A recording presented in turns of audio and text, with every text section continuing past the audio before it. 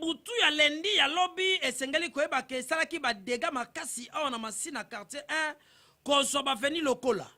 Congo Sport Bosango 1 Bosango 2 Bosango 3 na baveni mosusu en tout cas ba dégâts eleki mingi ba mai ekotisi na bandako ya batu na ndako yokutu kobanda na TV bakiti divan musi bilamba nyonso edindi na mai eloko ya korekipere ezalaki te baoyo kutu bamikimela na ndako bake kovanda epai ya bavoisin po mai nyonso ekoteli bango na ndako. En tout cas population ekembi na ndenge ya kosakana te ebukaki na bamiri ya mapango mosusu tala koto ndenge esangisi 4 parcelles mbala moko bamiri ebukani mapango ekomi eloko moko na ba chambre ya ba salon ekweyaki na mvula oyo ebetamaki na butu. En tout cas soki olalaki pongi kitoko yebake basusu balali te.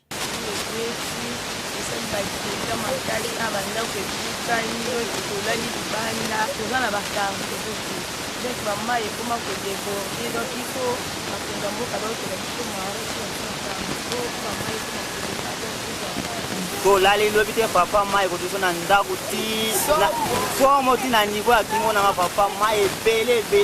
fort bandako ekomi kodinda bamaploma bana biso ekomi kobeba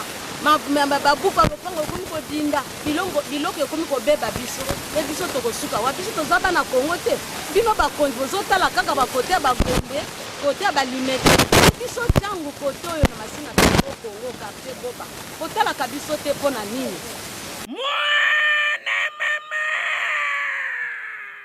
Oyo ezali ba dégâts naturels tokosenga kaka na ba ingénieur tant baza kosala ba plan ya construction ya bandaku. En tout cas il faut kosala ka bandaku ya kitoko po komona ndaku musuba tonga dans 3 ans mvula moko ekwesi yango bino pe bakolo mapango tant bozotonga boluka ka ba ingénieur po bozo ba plan ya kitoko kibuliki conséquence yango yo.